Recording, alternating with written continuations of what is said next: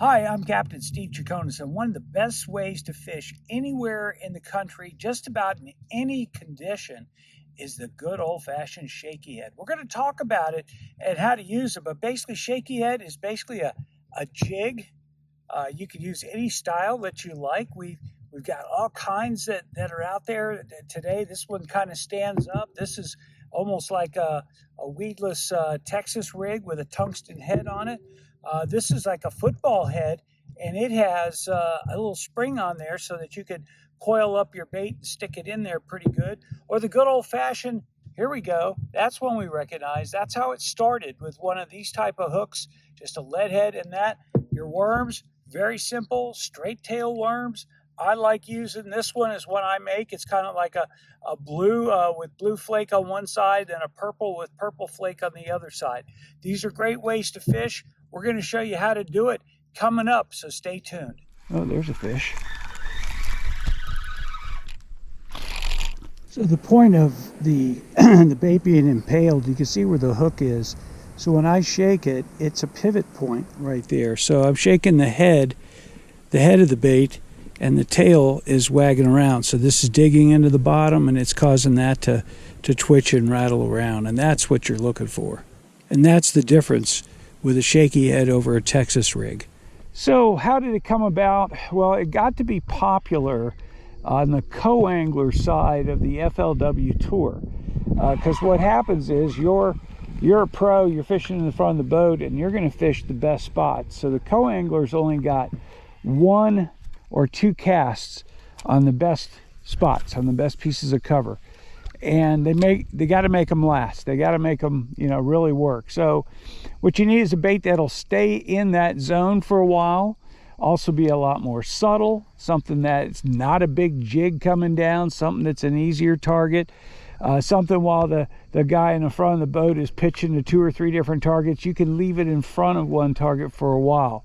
I like to say less is more, where you shake it. A lot of people shake it constantly. You don't really need to do that. In fact, the best thing to do is when you make a cast with it, is just to let it go to the bottom and sit there, because it falls, it spirals, it because the way it's rigged, it doesn't just go straight down. It has some action on the way down.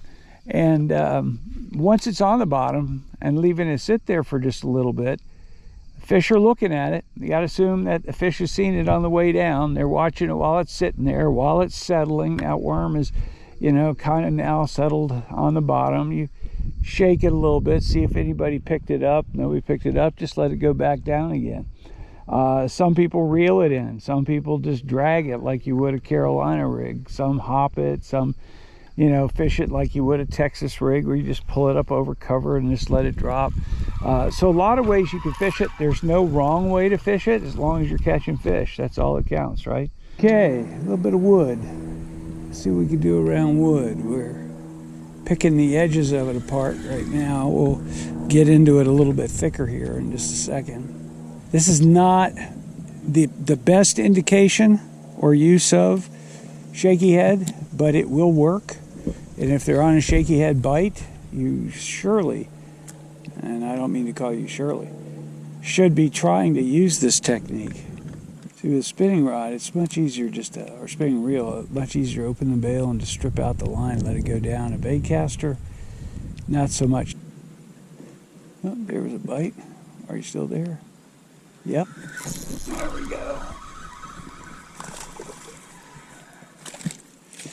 Hey, fishy, fishy on the wood. There we go. All right, we'll let you go, fishy. There we go. Little tap, tap. Oh, that's a little fish. This is the smallest one of the day. We're gonna have to let him go. We'll just show you his. Oh, there he goes. I didn't want to show you that fish. I hope you see the hook set. It's almost all reel till the rod loads. I will say it over and over again. Reel, feel, and pull. So you shake it. I felt like a little tap, the slightest little tap, so I was reeling until I felt the fish, and then I pulled, and there he came. Sometimes instead of like popping it, I'll just lift it gently just to make it move and kind of let it glide horizontally. That horizontal presentation is such a cool deal. It's great around wood, around hard cover. A little bit tougher in grass, but if you're fishing grass, there's one. If you're fishing grass, you can sort of pitch it into holes. And they're usually, if you do it right, they're hooked pretty good. You don't have to really worry about them too much. Nice largemouth bass, beautiful fish. I always look in their mouths to see if I can see what they've been eating. This guy's not showing me anything. I've seen them with crawfish, bait fish, sometimes pizza, lasagna. No, I'm just kidding about the pizza and lasagna. I don't want to get any mail at, you know, where do you get those lasagna lures? No, I'm just kidding on that. I don't know if you saw that. It's not a snap set. It's kind of just a pull. It's an easy pull. So you make your cast, let it go to the bottom. Kind of watch it on the way down and feel on the way down too, because sometimes they'll hit it on the drop before it even gets to the bottom, and they'll pick it up, start working with it. Now, what I'll do now is I will lift up gently to see if a fish has picked it up. And if I don't feel anything, then I just sort of let it drop back down again. But I'm watching that line very closely on the drop, seeing if I see a pop, or if I go to lift up and I see the line has moved to the left or the right, then I'm going to go ahead and set the hook. Now, remember this. I'm going to type it up on the screen for you. You ready? Reel, feel, and pull. So when you get a bite, you reel, you feel for the fish, and you pull. You don't yank, you don't snap set, because we are using lighter line. We've got a thinner wire hook generally out there. The shaky head hooks are not real thick. It's just a reel, feel, and pull. That's all you need to do for the hook set. I'm watching it go down. If I see that line pop or go to the left or go to the right, okay, it's on the bottom. I'll let it sit there. I know they're fishing that tree. They got to be fishing that tree. And they probably saw it drop. Shake it a little bit. Try different presentations. I mean, it's all about making them bite, right? That's that second level bait presentation, making the fish bite. When we're using this technique today, I want the sun. I want no chop at all. I want those fish just to be pushed all the way to the bottom and hold tight, because I'm going to find them on these drops, and that's what we're going to do, is just run it right through where they're living. When you get a chop, they'll move around a little bit more, which is fine if we're throwing crankbaits or something like that.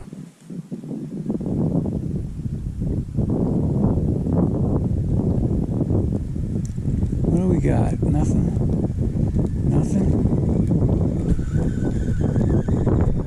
We got him. He's gonna swim out to the boat.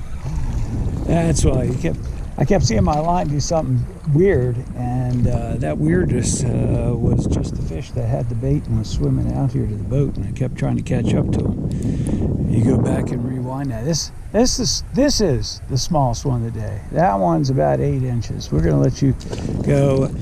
On that last fish, you have to be able to feel that while you're trying to tighten the line up, you go, wait a minute, I don't feel the bait, I don't feel the fish, but what you're feeling is the drag of that line in the water. However thin it is, you still feel that drag.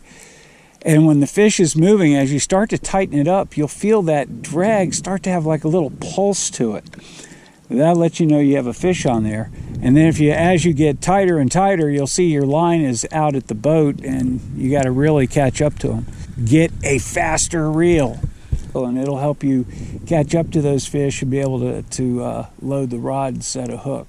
I also get asked a lot about drag. Drag, I usually that's about where I want it. Just pull it a little bit. You can have it too loose. You can have it too tight. Try to anytime you're using a spinning rod, you need to be checking it all the time. I don't mind losing fish with other things that I do, but I don't like losing them because I had my drag too loose. Having a drag too loose is a dumb way to lose a fish. You go to set the hook and all your line goes spinning out, and you go like, well, forget that. Wayne Olson was a guide at Lake Anna for a long time. He was a really nice guy, retired and became a guide on Lake Anna in Virginia. And I said, Wayne, do you use shaky head? Shaky head, what is that? So I pulled one out and showed him. He goes, oh, jig and worm. Yeah, I use it all the time. And it's a very inexpensive way to fish too. You don't have to have a lot of money to do it. The spinning rod doesn't have to be a top of the line spinning rod. Your line, I do believe in having the best line out there. That's a stupid thing to go cheap on. But and then the hooks, jig heads. If you make your own, use a decent hook. What do you know? Oh, he got off. Gotta love the shaky head. Not a simpler technique to rig, to buy, to use. It's effective pretty much under any condition, except maybe the dirtiest water, but even then, it's not a bad thing to use. It's been around as long as rubber worms or plastic worms and jig heads. First time I got exposed to it was in the late 80s, a couple of times. Once in Alabama, I was fishing with some guys who were some of the better fishermen down there, and the conditions got tough, and they pulled out a shaky head. And as far as tackle goes, that's a nice thing. It is a spinning reel technique. I have gone down to 10-pound test gamma torque braid. I don't think I need anything more than that. It casts a mile, it sinks real well, it's less visible in the water, and I will tie a leader depending on where I'm fishing, but usually 10-pound test on down most of the time.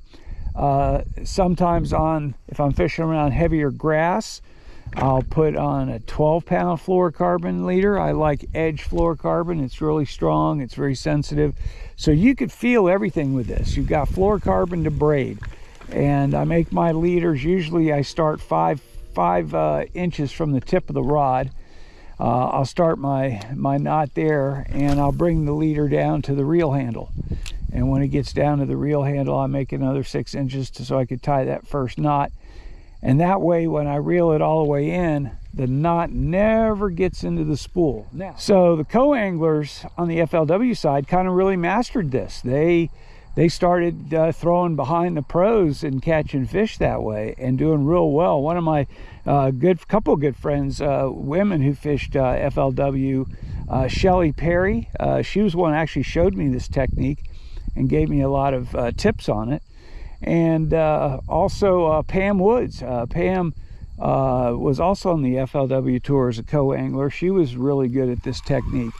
A lot of the co-anglers went on to develop other techniques, and the pros started throwing shaky head. I mean, it's not a technique just for little bass. You'll catch them when it's tough. And I consider today to be really tough conditions. We've got bluebird skies, not a cloud in the sky. Not a single cloud. Maybe some trails from airplanes, but that's about it. Calm water, sunny skies. I mean, tough conditions. This water's a little bit stained, which is why I've gone with the color that I run. What I do is it's a hand pour. I pour blue with blue flake. Then I sprinkle on top of that layer. I sprinkle a little bit of red flake. Then I pour purple with blue flake or purple flake or black flake, and so it's a laminated bait with different coloring, and the red flake is kind of like in the middle of the worm. So I call it, there was an old color I used to use called Blurple Fire. Blurple Fire.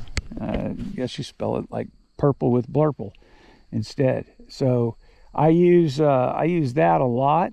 Make a peanut butter and jelly, which is the purple with the pumpkin color, or the purple with watermelon works. Those are good laminates. Also, I'll make a watermelon with a green pumpkin laminate. Those are all the primary colors that I'll use, and I always use a laminate. I don't like to use that word always, but I always use a laminate. My theory is that everything in nature has a light side and a dark side. If you look at a bait fish, the top of it is usually dark and the belly is usually white. So I usually try to make my baits with a lighter color on the bottom and a darker color on top. I'm using a shorter rod today. I think it's a 610. Yeah, I like a 7.2 most of the time. 610 is okay. I'm not having to cast that far. Whoops, what was that? Is that a fishy on there? So, yeah, it was. It's just, so that time I just reeled. I was reeling, and I felt him thump it on the way down. So for rod, 7, 7.2, 7.4 if you're casting long distance. I usually don't cast a long distance. When I was stripping that line out is when I felt that fish bite.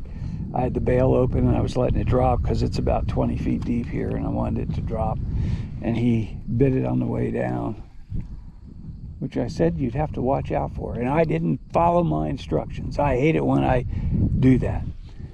How do I expect my wife to listen to me when I don't even listen to myself? That's what you've got to figure out, right? So the rod. All right, it's so tough because everybody, it's kind of like shoe sizes, you know, an 11.5 and an Adidas is different than a Nike, and different than a Puma, and different than a Converse. So the same thing with rods. The lengths are standard, of course, but the rod action. So if you go medium heavy with an extra fast tip, I don't want something too stiff to where I pull the hook out of their mouth. I don't want something too soft where I can't set the hook. So something in between. What I would do is I would just start off with medium heavy, learn the technique, and as you learn it, then go ahead and start adjusting what you're doing with rod. Now, I also want a rod that I can cast, so that's why I like the softer tip, because I'm using 1/8 ounce, or I'm using a 1/4 ounce. Sometimes I'm using 1/16 ounce, but usually it's 1/8 ounce or 1/4 ounce. 1/8 ounce when there's no wind and a little bit of breeze, I'm using 1/4 ounce because I want it to go straight down. You don't even need electronics to fish these things, which is the really cool thing. You just get out there and shake it around. People catch fish with this, don't even know they had a bite, which is great. So if you take somebody like me, taking people fishing as a guide, I wanted a technique that all I had to do is just tell them, throw it out there, shake it, stop, and I could tell them what to do. Okay, stop. I shake it a little bit, and I'm watching their line. I said, you see your line moving? Go ahead, reel, feel, and pull. And so I'll tell them to do that, and they usually can catch fish that way. Great way to get youngsters into fishing, or that buddy that you really like and you have a lot in common with, but he just doesn't like fishing. Not too much casting with this, which is nice. They don't have to cast all day long. They just make a cast and they can work it. In fact, I think the guy who was given credit for this, Taco Bland, I think his name is, I interviewed him, and he said the reason he went with it is because he couldn't cast all day long back in the day when they were chucking and winding, as they used to say. He didn't have the strength to do that. He was getting kind of old, and he said, I can't do that all day. I want a technique I could just sort of throw it out there and drag it around and catch fish that way. So he kind of perfected it, and it's not a real sexy technique. Unfortunately, those that really like to spend money on their presentations and their tackle and their gear, this isn't one that you need to spend a lot of money on. You can. I'm sure the Japanese have developed something that costs about 10 times more than what you need to spend, but you could do that. You could go that route and buy all the special jig heads and really cool looking worms. Now, I will say, the clearer the water, the prettier your baits have to be, or more natural, as they say in fishing lingo. But more natural, something that kind of, you know, attracts their attention through the movement that they could pick up and they could see, not something that's going to be shocking. I don't use a lot of chartreuse and pink. Now I will during the spawn. It's just a little, it's got that aggravation factor, and you could throw this, it's great for bed fishing, sight fishing, because you could put it in a bed and kind of keep it there for a while and let it sit there, especially if you're using a floating worm or you know, something that's got a lot of action to it. Straight tail, all you need. Well, this is also a lead head that I pour, and I put, they're called hitchhikers. So after I pour it, I take a hitchhiker, put it on there, and I screw the bait into the hitchhiker, and then I text pose it or just barely penetrate it like we used to do in the olden days. I thought I just saw my line pop right there, and I did. So I'm reeling, feeling, and pulling. So I just watched that one on the way down. And here we go. And come on aboard, come on aboard. All right. If you do it right, you usually hook them in the roof of the mouth. But when they eat it on the drop, sometimes it's a little bit different. They're not picking it up. They're sort of sucking it in, and it moves around before they can position it before you set the hook. I put these little keepers on here, and they're called hitchhikers, and you know, you could screw the worm into it. This gives you an idea what this worm looks like, and I'll show you when I talk about laminated. You could delaminate them too, and that'll show you the color that's in these. I'll try to separate them so you can see it here. Sometimes it's a little bit harder than others. There we go. We got this one going. So you can see this left side is purple, the right side is blue. It's two different colors. I normally sprinkle some red in there. On this particular one, I must have forgotten. But there you go. Purple, blue, put them together, and you've got Blurple Fire. Blurple Fire. You can see I've got the blue, I got the purple. And what I'm going to do is cut the nose of the bait off. I cut the nose of the bait, and I'll leave them longer at first. Oh, this one's got a fancier tail. It's got like a little bit of a brown tail. We'll fix that. So cut about, you know, 1/4 of an inch off, just so you got a flat surface to work with, because it'll rig much easier on this little hitchhiker that I have here. So we have the hitchhiker. I'm going to screw this worm into it. And you could do this with any jig head. Just get yourself some hitchhikers and it'll keep that worm on there for you. Some guys don't like it. They like the worm to slide down. But I screw it up as far as it'll go. Then I make sure the flat side is where I want it, and that's where I want it. And then I will mark. See, like I've marked right there. My thumb is at the bottom of that hook. I'm going to bring that hook up, and then I'm going to push out. And that's how I know I got it right in the right spot. But I like it to be straight, because then it won't twirl, it won't spiral, it won't twist up your line. You can do this technique with straight mono. You could use Gamma has a fluorocarbon called Touch, and Touch is really good for casting on a spinning reel. It's thinner and it just handles much better if you want to use straight fluorocarbon. Their copoly is really good. I like the braid for a lot of reasons. It casts a mile, it lasts a long time, but more importantly, when I change leaders, I could change the action of the bait. If I go to a heavier line, I could change the action of the bait. Yeah, I told some guys when I was leaving today, I said, yeah, I'm going to be fishing shaky head all day. And they go, nothing else? I go, no, shaky head all day. That's all I'm going to do. And hopefully through this process of fishing it, I can tell you some of the things that I've learned about shaky head.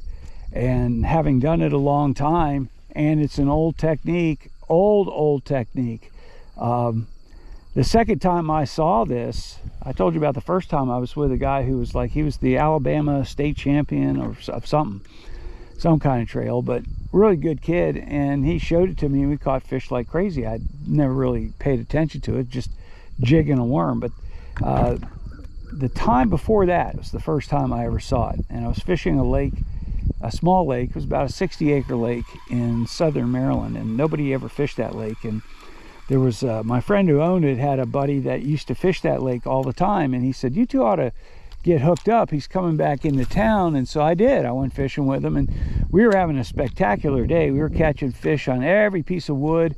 We would throw a jig to it, and man, we were catching fish all over the place, and it was a great time. Well, all of a sudden we had a cold front come through. It was November. We had a high pressure cold front come through, and the bite stopped. Well, he pulls out a jig and a worm and starts catching them. Well, I'm like real smart. I said, oh, they're biting worms now. Duh. No, they were biting a shaky head. And I switched to a worm, and I caught a few, but he really took off and was catching them on that jig and a worm. And I'll tell you how smart I am. 10 years later, I decided to try it. So I tried it and decided to write about it. I talked to Fish Fishburne about it, because he was one who also used it a lot. And talked to the lady friends I mentioned, and wrote a pretty decent article on it. I'll have to find it, see if I can link up to it here for you. But it hasn't changed. An old school technique like this, especially at highly pressured lakes or rivers, or you're fishing docks especially. I love throwing a shaky head around docks, because those fish have seen just about everything. They skip really well under docks, and they will produce. Now there, I will beef up the line a little bit. I'll stay with my 10 or maybe 15 pound braid, but I'll beef up to 12 pound gamma edge fluorocarbon, and it'll skip real well under those docks. But if you like this video, please subscribe. Also tell your friends about us. More importantly, if you have a question, I could guarantee you this, because I've been doing this for a long time. I've been, taking people fishing for almost 30 years. And I guarantee you, if you have a question, somebody else either has asked that question, or it's a question that everybody else wants to have answered but hasn't asked. So I'm always looking for those. And most of the time it's, I hate to tell you guys this, but it's the women who come up with the best questions, because they're not afraid to ask questions. Am I doing it right? Did I cast it good? Did I do this? Yeah. What can I do to make that cast go straight? Or why did I lose that fish? Or why did my line break? Or how do you tie that knot? Guys, I'm a guy. I don't need to ask any questions, because I'm a guy and you're a guy. What's another guy going to teach me? Nothing. So I know everything. But please, if you have questions, let me know. You can email me. I usually respond pretty quickly. nationalbass@aol.com. Pretty simple. nationalbass@aol.com. Thing about grass, and I learned this from Mike Iaconelli. We were fishing on the Potomac one time, and he starts pitching jigs to this grass edge. I start pitching to the grass edge. He starts pitching. Now his pitches come up about 3 or 4 feet short. And I'm like, this guy just won the Bassmaster Classic. Surely he can reach that grass edge, So finally, after he did it over and over and he kept catching fish, I go, Mike, you're not pitching to that grass edge. He said, oh, I actually am. I'm pitching to the grass edge that you can't see, because it's down there on the bottom. It may only be 2 or 3 inches tall. The grass we're fishing to is topped out. That's not the grass edge. The grass edge is there on the bottom, 4 or 5 feet in front of that edge. That's where the bass are going to be. They're going to be prowling that grass edge out in a little bit deeper water. So I started doing that. He found it by using his jig. You go, okay, there's grass, okay, there's no grass. So he would try to find that real short grass and put his jig in that grass, because the bass would be on that edge. It's very similar to sight fishing, but in a different way, because I think sight fishing, the fish are, it's you against the fish sees you, you see the fish, and they react accordingly. There we go.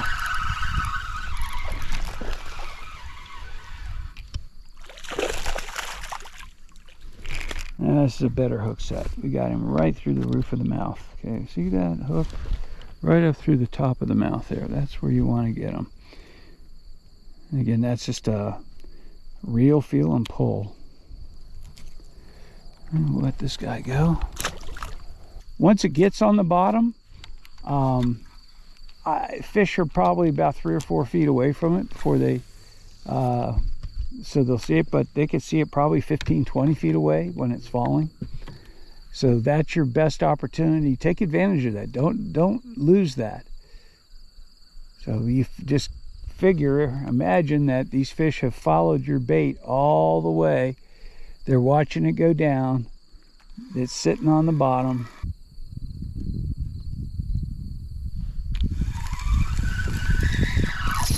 Damn, didn't we? You hear me reeling really fast, you know that's what I'm doing. Okay, but he was on the edge of that grass.